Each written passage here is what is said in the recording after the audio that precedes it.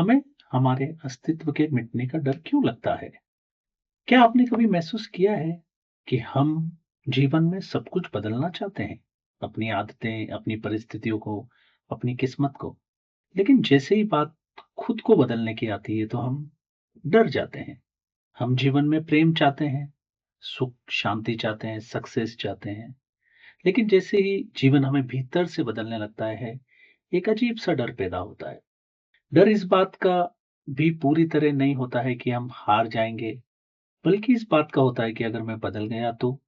अगर मेरा पुराना जो अभी व्यक्तित्व है वो टूट गया तो? अगर मैं ही मैं नहीं रहा तो? एक कहानी है।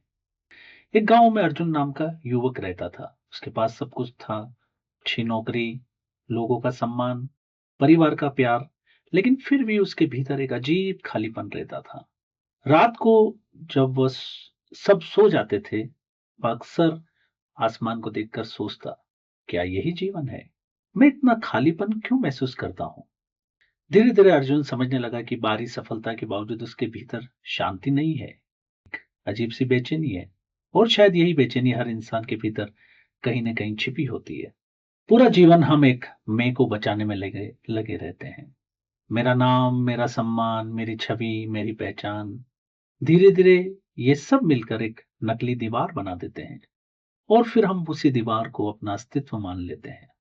जब कोई हमारी आलोचना करता है, तो शरीर को चोट नहीं लगती है, चोट हमारे अहंकार को लगती है। जब कोई हमारी तारीफ करता है, तो खुशी भी उसकी नकली मैं को होती है। लेकिन जीवन बार-बार हमें बुलाता है, प्रेम की ओर, ध्यान की ओर, मौन की ओर, खुशियों की ओर, समर्पण की ओर, ग्रैटिट्यूड की ओर। इसी खिंचाव में अर्जुन ने भी ध्यान करना शुरू किया। शुरुआत में अर्जुन को बहुत शांति मिली, मन हल्का रहने लगा। लेकिन कुछ दिनों के बाद उसके भीतर एक अजीब-सा डर उठने लगा। उसे लगा जैसे उसके अंदर कुछ टूट रहा है और यही डर बहुत से लोगों के साथ होता है। ये ध्यान तो शुरू करते लेकिन गहराई में नहीं उतरते। वे किनारे पर खड़े रहना चाहते, समुद्र में डूबना नहीं चाहते। क्योंकि भीतर लगातार एक आवाज़ आती है, अगर मैं बदल गया तो? अगर मेरा व्यक्तित्व मिट गया तो? एक दिन अर्जुन डरकर पहाड़ों में रहने वाले एक बूढ़े साधु के पास पहुंचा। उसने पूछा, गुरुदेव, जब मैं ध्यान में गहराई तक जाता हूँ, तो ऐसा लगता है कि मैं खो रहा हूँ, जैसे मेरा पुराना व्यक्तित्व मिट रहा है। अगर मैं ही मैं नहीं रहा तो? साधु मुस्कुराए। उन्होंने अर्जुन को जंगल में चलने को कहा और कुछ दूर जाकर एक छोटे से बीज के पास रुके।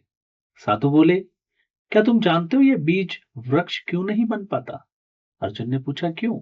साधु बोले, क्योंकि इसे डर है टूटने का। इसे लगता है कि अगर इसका खोल टूट गया तो ये यहीं खत्म हो जाएगा। लेकिन साधु धीरे से बोले, लेकिन सच्चाई ये है कि बीज मिटता नहीं है, वृक्ष बन जाता है।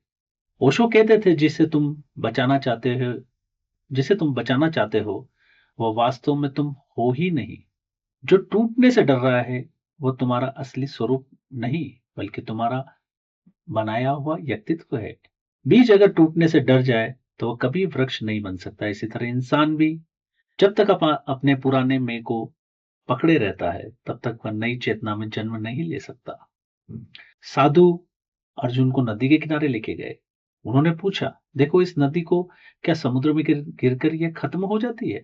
अर्जुन बोला, नहीं, समुद्र बन जाती है।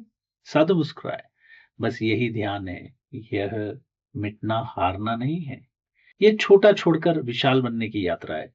हम सोचते हैं कि अगर अहंकार मिट गया तो हम खत्म हो जाएंगे, लेकिन आध्यात्म कहता है तुम खत्म नहीं होगे, तुम पहली बार अपने वास्तविक स्वरूप में आओगे।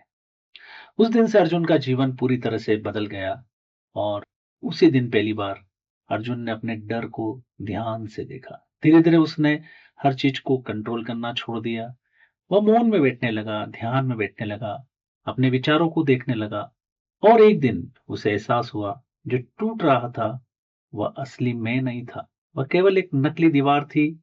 उसके भीतर अब भी वही जीवन था, लेकिन उसमें डर नहीं, शांति से भरपूर जीवन था। अगर आप भी अपने भीतर इस डर को महसूस करते हैं, तो धीरे धीरे ये बातें अपने जीवन में अपनाइए। थोड़ा मौन में बैठिए, प्रकृति के साथ रहिए, अपने विचारों, अपनी श्वास को देखिए, ध्यान को सीखिए। हर चीज को कंट्रोल करने की कोशिश मत कीजिए, जीवन पर भरोसा करना सीखिए। धीरे धीरे आप महसूस करेंगे जो टूट रहा है वो नकली है और जो बच रहा है वही असली स्वरूप है। शायद जीवन का सबसे बड़ा साहस खुद को बचाना नहीं, बल्कि खुद को पहचानना है। वो पहचान तभी होती है जब हम अपने अहंकार की दीवारों से बाहर आने का साहस करते हैं।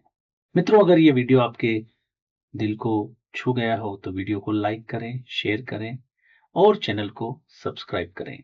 फिर मिलेंगे एक और गहरी आध्यात्मिक यात्रा में। आपका बहुत बहुत धन्यवाद।